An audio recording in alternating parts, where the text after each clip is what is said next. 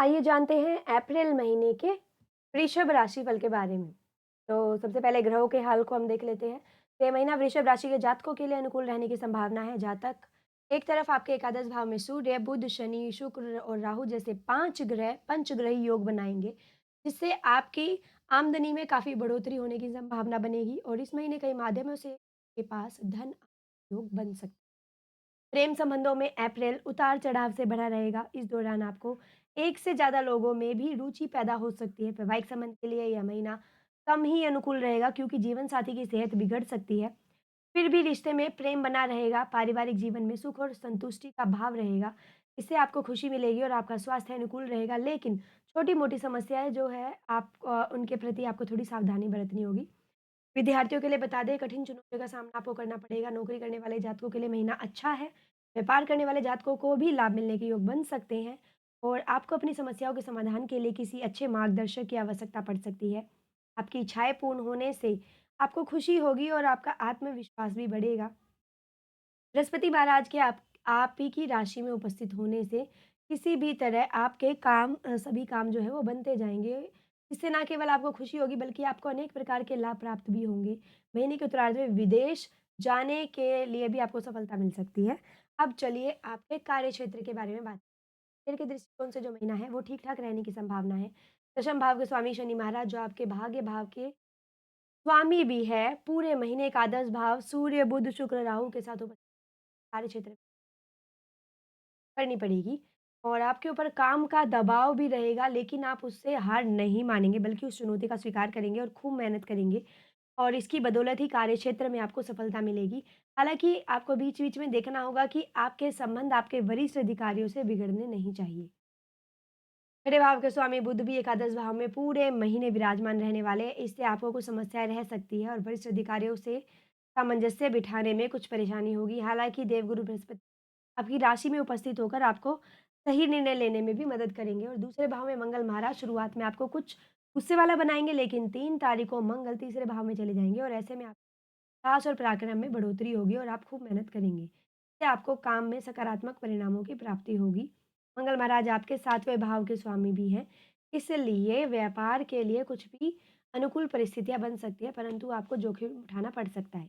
इसी से आप आगे बढ़ पाएँगे और व्यापार के लिए कुछ नया कर पाएँगे। अब चलिए आपके आर्थिक जीवन के बारे में बात करेंगे। यदि आर्थिक स्थिति को देखा जाए तो यह महीना आर्थिक लाभ के लिए बहुत बढ़िया रहने की संभावना है। पंचग्रही जो आपका योग बनने लग रहा है, इसका प्रभाव एक साथ आपके एकादश भाव पर होने से आपके धन प्राप्ति में कोई बाधा नहीं आएगी, बल्कि कई माध्यमों से आपको धन प्राप्त होने के योग बनेंगे। आपको पारिवारिक संपत्ति से भी लाभ मिल सकता है, क्रय-विक्रय योग है और आपने जो भी धन बैंक में जमा कर रखा है, उस पर भी ब्याज से आपको अच्छी रकम प्राप्त हो सकती है। अब चलिए आपके स्वास्थ्य के बारे में बात करेंगे। तो यह महीना स्वास्थ्य के दृष्टिकोण से मिश्रित परिणाम देने वाला साबित होगा। ऐसे ऐसे तो कोई बड़ी समस्या नहीं दिखाई दे रही है क्योंकि आपके राशि के स्वामी आपके उच्च राशि में होंगे जिससे महीने की शुरुआत में 13 तारीख तक वही वक्री अवस्था में रहेंगे जिससे आपको कुछ शारीरिक समस्या रह सकती है आपको। और आपकी राशि में विराजमान रहेंगे। केतु पंचम भाव में होंगे और एकादश भाव में सूर्य, शनि, शुक्र, बुध और राहु यह विराजमान होंगे और आपके पेट से संबंधित समस्याएँ, कानों में दर्द या कानों में कोई संक्रमण हो जाता है, तो ऐसी समस्याओं का सामना आपको करना पड़ सकता है। मौसम में बदलाव के कारण भी आपको कुछ चुनौतियों का सामना आपको करना पड़ सकता है। हल्का बुखार, सिर दर्द जैसी समस्या परेशान कर सकती है। अत्यधिक क्रोध करने से भी, ज़्यादा जोर लगाकर बोलने से भी इससे तंत्र जो आपका स्नायु तंत्र है, उस पे असर पड़ेगा। तो आपको थोड़ा बच के रहना पड़ेगा, यहाँ पे थोड़ी सावधानी रखनी पड़ेगी। अब चलिए आपके प्रेम यदि आप किसी प्रेम संबंध में हैं, तो आपके लिए महीना उतार-चढ़ाव से रहने वाला महीना पंचम भाव में पूरे महीने क्या है केतु महाराज रहेंगे, तो आपस में समझदारी का अभाव होने से एक-दूसरे को ठीक ना पाने के कारण रिश्तों में तनाव को बढ़ा देती है। शुक्र और बुध जैसे ग्रहों की दृष्टि पंचम भाव पर रहने से रिश्तों में प्रेम से भरे साथ मिलकर एकादश भाव में और पंचम भाव को देखेंगे, जिससे प्रेम संबंध में फिर से समस्या उत्पन्न हो सकती है और में जो है वो आपसी समझ या नासमझी के कारण क्या होगा लड़ाई झगड़े की स्थिति ऊपर से महीने की शुरुआत में मंगल की दृष्टि भी पंचम भाव पर रहेगी जो अच्छी नहीं कही जा सकती, इसलिए लड़ाई झगड़े के योग बनेंगे। फिर भी देवगुरु पंचम भाव में होने से आपका रिश्ता बना रहेगा और धीरे-धीरे आप सँभाल भी पाएँगे। यदि वैवाहिक संबंधों की बात की जाए, आपके स्वामी मंगल महाराज महीने की शुरुआत में दूसरे भाव में होंगे, जिसके बाद तीसरे भाव में होंगे। तो इस महीने 3 तारीख को मंगल के राशि परिवर्तन के साथ ही आपस में अहम का टकराव भी संभव है। बृहस्पति महाराज की दृष्टि सप्तम भाव पर रहेगी, जो विवाह की रक्षा तो करेंगे, फिर भी चुनौतियाँ बनी रहेगी।